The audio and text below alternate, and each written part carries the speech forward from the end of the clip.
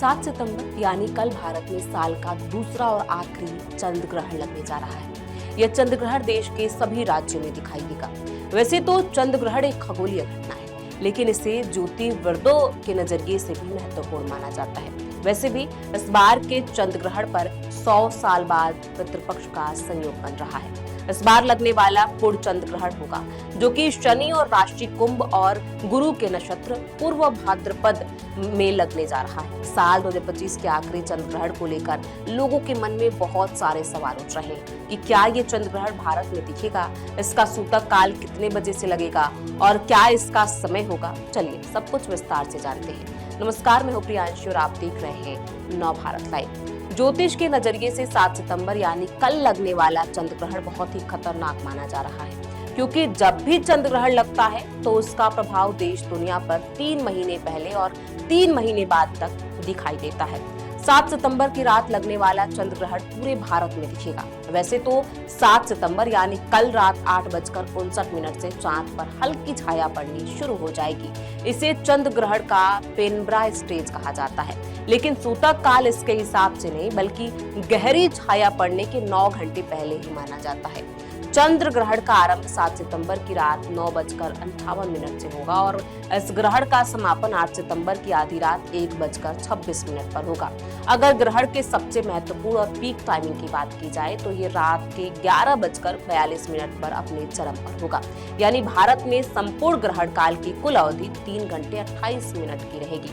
चंद्र ग्रहण के सूतक काल की टाइमिंग क्या होगी? 7 सितंबर को पूर्ण चंद्र ग्रहण चूंकि रात 9:58 पर लग रहा है, इसीलिए इसका सूतक काल 9 घंटे पहले यानी कि दोपहर 12:57 से लग जाएगा। कहां दिखेगा ये चंद्र ग्रहण?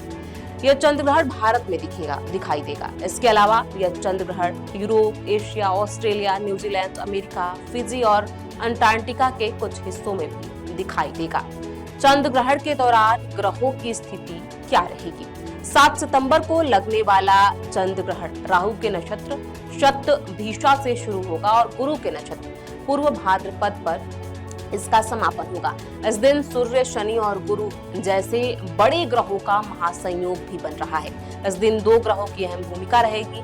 चंद्र ग्रहण में राहु और चंद्रमा एक साथ होते ही हैं। इस बार ग्रहण रविवार को है तो सूर्य की भी एंट्री हो गई है, क्योंकि रविवार सूर्य देव का दिन होता है। साथ ही यह साल मंगल का साल है तो मंगल भी आ गए हैं। जिस दिन ये ग्रहण लग रहा है वो तारीख और उस तारीख का मूलांक 7 है, जो केतु का प्रतिनिधित्व करता है। चंद्र ग्रहण का भारत पर क्या प्रभाव होगा? ज्योतिषविद के मुताबिक 7 सितंबर को लगने वाला चंद्र ग्रहण भारत की राजनीति और प्रशासन पर भारी पड़ सकता है। इसके अलावा पूर्णिमा पर लगने वाला ग्रहण ज्योतिष में खास माना जाता है, क्योंकि इस समय प्राकृतिक आपदाओं का खतरा भी बढ़ जाता है। खासकर बाढ़, भारी बारिश और पहाड़ी इलाकों में तबाही देखने की संभावना रहती है। इसका असर लोगों और जानवरों दोनों की जिंदगियों पर पड़ता है। सूतक के दौरान क्या करें और क्या ना करें? शास्त्रों में बताया गया है कि चंद्र ग्रहण का 9 घंटे पहले सूतक लग जाता है। सूतक के दौरान अन्न और भोजन का त्याग कर देना चाहिए। किसी प्रकार के नकारात्मक कार्य को करना निषेध माना जाता है। इस दौरान आध्यात्मिक चिंतन, ध्यान, रामचरितमानस का पाठ करें और शिव मंत्रों का जाप करें। इसके अलावा बचे हुए खाने में ग्रहण के दौरान तुलसी का पत्ता डाल देना चाहिए। चंद्र ग्रहण के दौरान क्या करना बहुत जरूरी हो जाता है?